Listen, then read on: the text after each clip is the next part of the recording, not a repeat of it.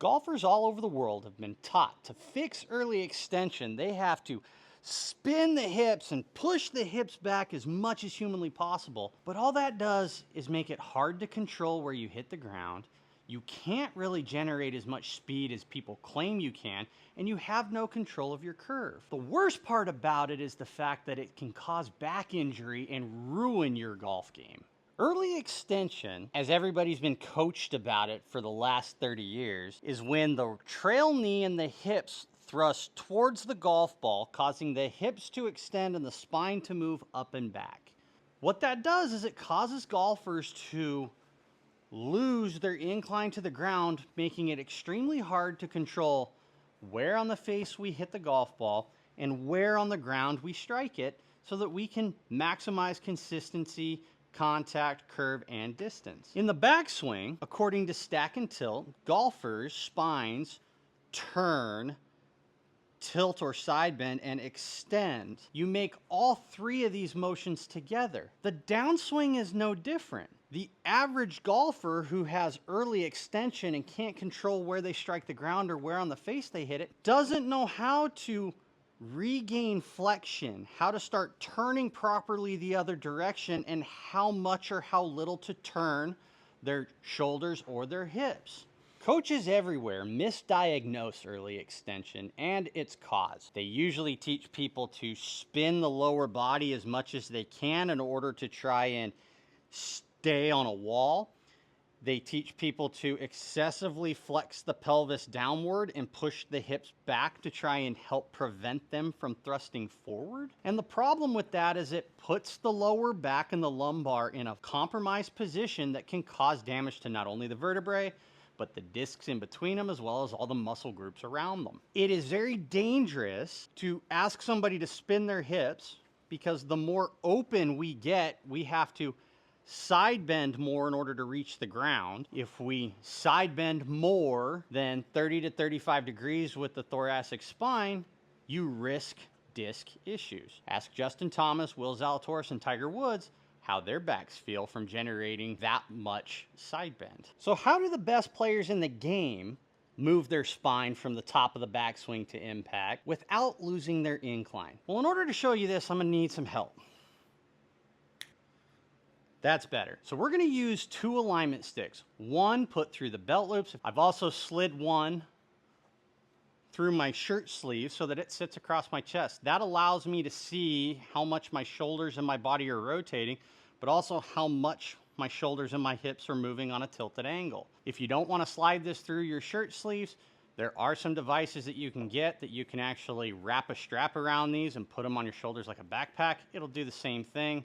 So the best players in the game, when you look at them at the top, their hips are around 45 degrees close to the target. Their shoulders are 90. The shoulders are tilted down about 37 to 40 degrees, and their hips are usually tilted somewhere between 10 and 12. Those are averages. Everybody's going to do these slightly different depending on how everything moves. When we get to the downswing, your body has to regain flexion. So as we do that, our body starts rotating back to the golf ball.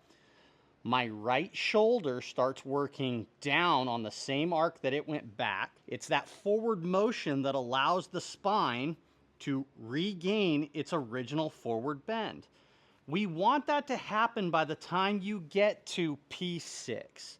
This is what I consider my neutral position. My hips are fairly square to the target. My shoulders are square to the target.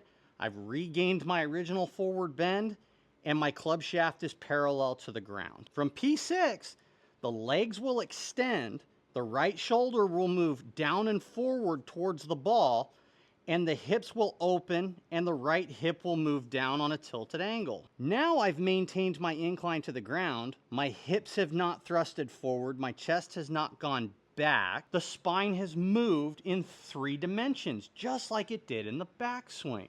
When golfers do these drills improperly or are coached to try to fix early extension the wrong way, you're gonna see some things happen when you have the stick through your belt loops and through your arms. If I come down, my hands get down in front, my hips spin open, and my right shoulder tilts back, well, now my right shoulder is stuck behind my right hip, and I'm not gonna hit the ground in the same spot every time. On top of that is, it's usually gonna drop my path too far from the inside.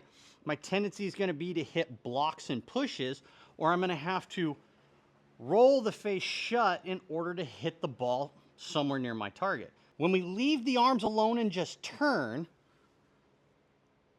my hips stay back, my shoulders open, I can still get that club stuck, but now my path is over the top, my angle of attack is too steep, I can't hit the ball far enough, and if the face gets close, the ball goes left. If the face is open, the ball slices.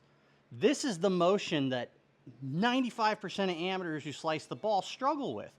They turn too much from the top, they lose their hand path and their club path, and they can't control the curvature of the golf ball. So leaving your arms alone and turning is some of the worst advice you can get in the downswing, whether it's to fix early extension or just swing the golf club. The greatest drill for early extension is a bowler drill. If you take your normal setup, we get into bowler drill by inching your lead foot forward and then dropping your right foot back more than a full foot. And what this does is it doesn't let you spin your body. It helps you maintain your incline to the ground without spinning open. But it is the easiest way to learn how to hit golf balls, maintain your incline without early extending. So from the top down, we have our shoulder tilt, we have our hips rotated, and we have the right leg straight. The trick here is to learn how to get your arms to come back down along the arc without losing your tilt. So your left shoulder has to stay tilted to the ground for as long as humanly possible. What that does is it doesn't let your right shoulder go down and back, and this right foot back doesn't let your hips thrust forward until the arms are down in front of you and entering the follow through. This keeps the right hip back without spinning, hurting the back, and without tilting the pelvis forward. You can make practice swings this way. I do this a lot when I play golf. This is a growing trend on the PGA Tour. I never let my hip thrust forward. The right foot keeps it back. And then you can hit golf balls as fast or as hard as you see fit, keeping your left shoulder down as long as you can, and then stopping with my right shoulder tilted down. I'm not physically trying to tilt my right shoulder down, but this keeps me in my incline to the ground without spinning open and without thrusting the right knee and the right hip forward, causing your inconsistencies in contact. As you can see on the screen, I still was able to hit a draw. I swung inside out 4.1 degrees, I hit down 5 degrees, and I played a little draw. When you keep your left shoulder down and you can't spin the hip, it's really hard to get the path to go out to in. You can do it, but you're not gonna do it from spinning the hips. This is how, if you're a fade player that doesn't like to hook the golf ball, I can do this to reduce the inside out path as well. So this is a very good drill for everybody to do. The biggest difference is where the arms go, and then as I keep the left shoulder down, I will let the shoulders turn to get the path out to in. I'm not gonna do it from spinning the hip. All that's gonna do is risk injury to your back and actually make your path too great, sending your arms outside and causing inconsistencies in strikes. So if I wanted to play a fade from the bowler drill, the ball moves slightly forward, the handle moves slightly back, I control the path from the shoulders, keeping the left shoulder down. Nice little pull fade. If you're trying to hit a fade, that's how I would do it. If you're excessively swinging inside out, that's the feel that I'm gonna create. I don't want you to spin the hips and create massive amounts of side bend that's going to risk injury later in life. Just because you're young and strong and limber now doesn't mean you should do it. You will slowly wear the spine out over time. That's not good if you enjoy playing golf. If you like drills like this and you want personal coaching for your own golf game, check out my link below and go to my Patreon. I can do one-on-one online coaching there. You can also go to my website at s2golfacademy.com and you can book in-person lessons with me there. Thank you for watching. I want you guys to check out, if you haven't already, check out the video on what the spine does in the backswing at the link below in the comments in the description and at this playlist right here. We'll see you guys next time on the Golf TyKoon.